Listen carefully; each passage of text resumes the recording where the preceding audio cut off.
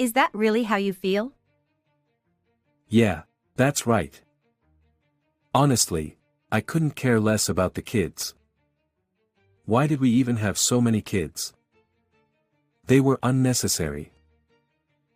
Husband casually saying such things in front of the kids. As a person, and as a parent, I can never forgive that. Thanks to my husband's remarks, I understood that he really didn't care about the kids and me. I couldn't bear it anymore and said, "Let's just get divorced. I can't take it anymore." He didn't seem particularly surprised and instead replied confidently, Fine, but you'll take care of the 3 kids, okay? I'll take the house for compensation. My name is Caitlin Thorne, a 35-year-old housewife. During college, I met Dan in the same class and fell in love, eventually getting married after a long courtship. During our courtship, he always seemed to prioritize me. I never asked for special treatment, but he treated me well, and I happily accepted his care. And when he proposed, he said this: I'll make you the happiest in the world. I love you. So please marry me. Out of love for him, I gladly accepted his proposal. I was excited about the future we would build together. He wanted many children and a nice house, and I agreed to that dream too. But despite encouraging each other to work hard together after marriage, my husband's attitude seemed to become cold. Whether the married life he imagined was different or his feelings towards me changed, I couldn't figure out the reason, but since there were no major problems in our married life, I left it as it was. I hoped that my husband would become kind again as he was during our courtship. A few months later, I gave birth to twins. A girl and a boy. I knew I was having twins during pregnancy, but I was still overjoyed when they arrived. And I also felt a sense of responsibility and nervousness about raising them both at once. "I'll do my best at parenting with you," I said, hoping my husband would respond kindly. But his reaction seemed somewhat cold. "Look how cute they are. Why don't you hold one too?" Oh, I can't right now. Maybe later. When I tried to get him to hold the baby, he made excuses to refuse. I couldn't help but wonder why he wouldn't hold them even though they were so adorable. He confided that he didn't know how to handle it. I thought he should just love the children genuinely, but it seemed he was struggling as a husband. I decided to support him in getting used to the children. However, even after 3 months had passed since the birth, he still seemed to avoid interacting with the children. He would hand them over to me as soon as I held them. Why wouldn't he get more involved? Although he was tired from working hard to support the family, I couldn't say anything considering his efforts. Although he seemed to be avoiding interaction with the children, by the time they turned 1, he wanted another child. How about having one more? But you don't even try to interact with the kids properly. Yet you want another one? That's impossible, I said a little harshly. Then he apologized, seeming sorry. I'm really sorry until now. From now on, I'll take care of them properly. I'll work hard not only at work but also at parenting, so please. Remember what I said when we got married? I wanted lots of children. I liked the atmosphere of having everyone together. He said that and pleaded with me multiple times.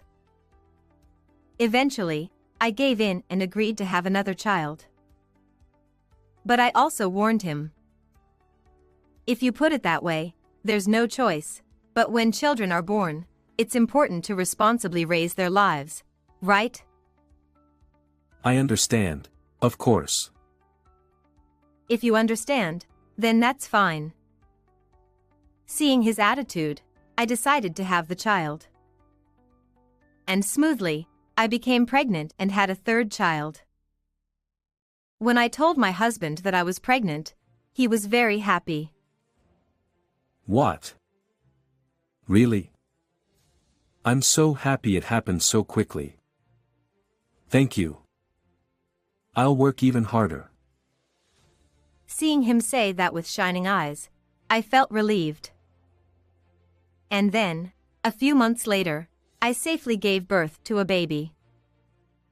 A cute baby boy was born. But my husband didn't keep his promise and betrayed me. Since the birth of the third child, I tried to get my husband to help with childcare. That was the agreement. However, even when I asked him various things, he refused to help, saying he had never done it before or that it was something a mother should do. Although before the children were born, he said he would do housework and childcare. Hey, can't you at least play with one of the older kids? I can't handle all three of them by myself. Huh. I don't know about that. I'm busy with work. Who do you think is putting food on the table? Do you know how hard I'm working to support the family? Besides, you're a housewife, so you should be able to take care of 3 kids, right? My husband said that and took on a harsh attitude. But, you said you'd also do parenting. Shut up. I have an important business dinner now, and after that, I'm going golfing. I don't know when I'll be back, and I don't want to get tired playing with the kids. That's how my husband yelled at me. By this time, the older children could speak and assert their own wills. So when they said, "Daddy, let's play," and went to my husband, he refused. I'm busy now, play with mommy.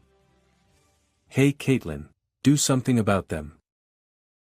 They're his own children.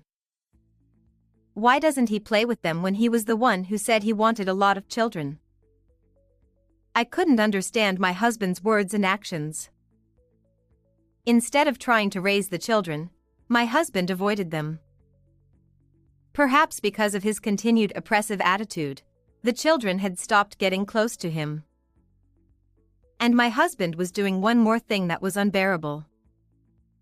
He stopped putting the money he earned into the household. Originally, my husband was an outdoorsy type and often went on trips and drives. Before the children were born, we talked about traveling as a family and taking drives to tourist spots to take lots of pictures. But now, I'm not sure if he remembers any of that. My husband would give me the bare minimum money, saying, "This should be enough for living expenses," and spend all the rest on his hobbies. Hey, could you think a little more about the household budget? If this continues, we won't be able to feed the children properly. Huh. Haven't we managed somehow until now? Don't be so demanding. Besides, you've never had trouble with money, have you? I'm the one earning, so it'll be fine. No matter what I said, my husband wouldn't listen. Certainly, we had managed somehow until now. But that was because I was desperately saving and allocating money for the children's education. Now, I often have only 2 meals when I have some extra food, and usually, I have to get by with just 1 meal. Moreover, we were living in a dilapidated second-hand house that needed repairs urgently. So I bought tools from cheap stores and home centers and repaired them myself. But he didn't seem to notice my efforts. Because he would come home drunk almost every day. My husband would always go to a hostess bar with his juniors after work. Since there were often business cards of girls in his suit, he must have been going to various places. Before I knew it, our family had strayed far from the happy family image we had envisioned at the beginning of our marriage and had become a dark, hellish situation with no conversation. I wondered when it went wrong, which choice was wrong, and if I was at fault. But it seems that my husband is the cause no matter how I think about it. If he would just take the family and the children a little more seriously, the situation would improve. I sigh every time I see the dwindling money and bank balance. From around this time, I began to seriously consider divorce. Even if I stayed with my husband, I couldn't imagine the children growing up healthy. The atmosphere in the house had already become heavy. In this situation, what would happen to the children when they reached adolescence? With such worries, I quietly asked the children about living separately from their father. "Hey, would you be sad if mommy and daddy lived separately?" Then my eldest son and daughter said, "As long as mommy is there, we'll be fine." That was a happy response for me, but there were complex emotions somewhere in my heart. One day, I woke up with a severe headache and couldn't get out of bed. I somehow managed to gather my strength and headed to the living room, where the children were already awake. Even though they were only 4 years old, they were preparing breakfast and getting dressed. But my husband was not like that. Hey Caitlin, what are you doing? Where's my breakfast? And my clothes? I'm running late, so hurry up and get them ready. All right. I somehow managed to muster up some strength and prepare my husband's morning routine. He left the house without a word of thanks, expressing his dissatisfaction. While the children were concerned about me, my husband didn't seem to care at all. I asked the children to let me rest for a while and decided to rest on the living room sofa.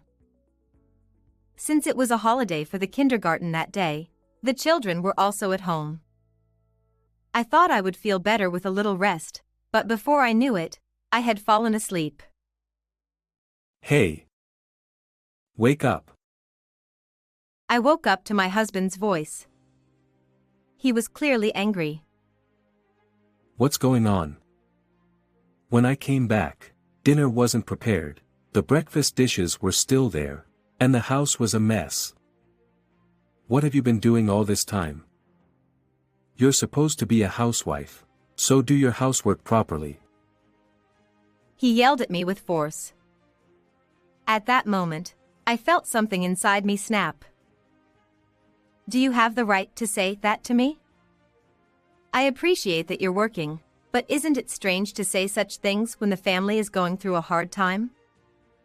I'm also working hard for the family. You said you would help with housework and childcare when the children were born, remember? But you're just all talk and never keep your promises. Why can't you do what you said you would? Maybe it was a mistake to trust you. It's not fair to the children to have a father like you. I vented out all the feelings I had been holding back. My husband seemed very surprised that I would respond so clearly, but he quickly retorted. Your role is to support me. I come first. Think about me before the children. Realizing that my husband no longer cared about the children, whom he had once desired so much, made me sad. Is that really how you feel? Yeah, that's right. Honestly, I couldn't care less about the kids. Why did we even have so many kids? They were unnecessary. My husband said such things in front of the children, which I could never forgive as a person and a parent. I couldn't bear it anymore and said, "Let's just get divorced. I can't take it anymore." He didn't seem particularly surprised and instead replied confidently. Fine, but you'll take care of the 3 kids, okay? I'll take the house for compensation. That's how he responded.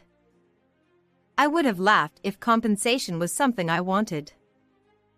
But I was grateful that he agreed to take this rundown house. I'm sure the repair costs will be outrageous. I accepted my husband's terms without telling him anything about it. After that, since my health had improved a bit, I went to the city hall to get divorce papers. On the way back, I felt relieved that I could finally be away from my husband. But at the same time, I remembered the past. My husband had said he wanted to build a happy family at the beginning of our marriage. I found myself crying. How did it come to this? No, why did I fall for such a man? At night, when my husband came back from work, I handed him the divorce papers without saying a word. He signed them without any hesitation. So we divorced, but I wasn't worried at all.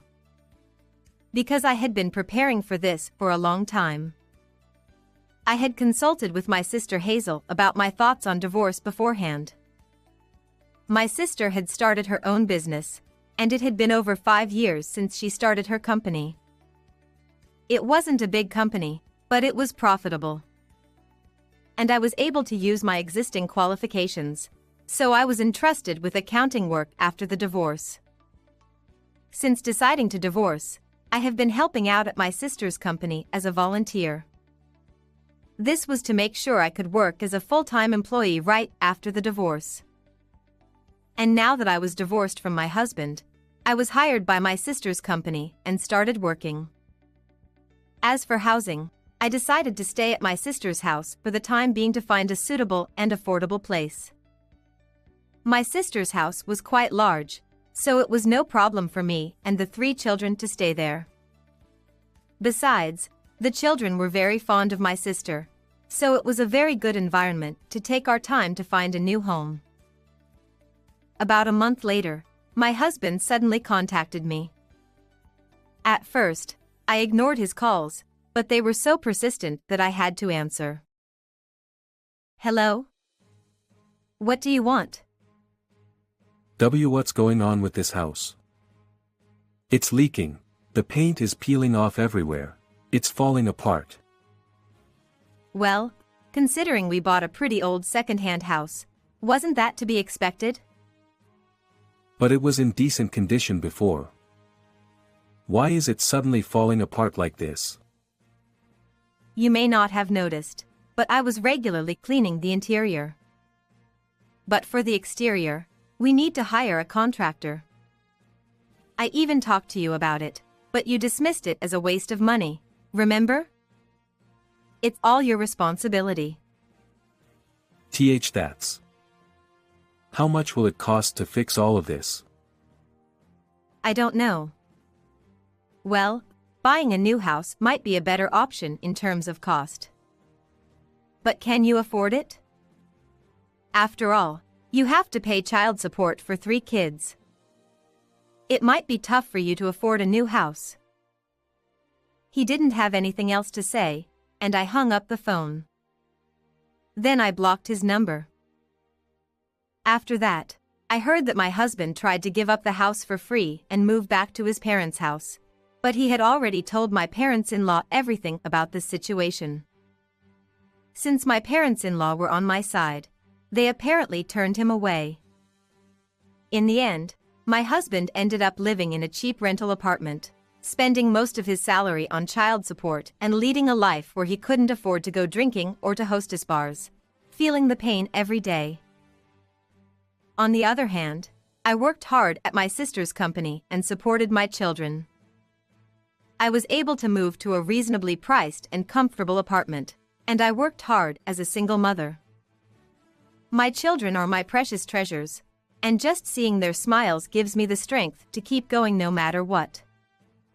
Today too, I put all my energy into working hard to feed my children delicious meals. How did you like this story? Don't forget to subscribe to the channel. See you in the next video.